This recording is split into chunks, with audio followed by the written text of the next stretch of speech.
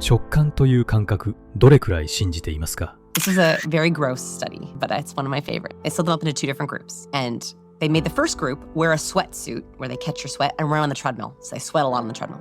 The second group, they wore sweatsuits and they took them skydiving for the first time. Both groups sweat a lot. Treadmill, sweat, and skydiving sweat. They took these sweat samples and they had unsuspecting participants go into fMRI machines and scan their brains.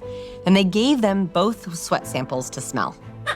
Poor these poor people. Didn't know what they were smelling. They went, everyone who smelled the skydiving sweat had an activation in their own amygdala, their own fear response triggered. In other words, when they smelled fear sweat, they didn't know why, they began to feel afraid. Everyone who smelled the treadmill sweat had no change at all. This means that facial expressions and body language and vocal cues and words, but there's also something chemically happening that we can literally smell fear and we catch it.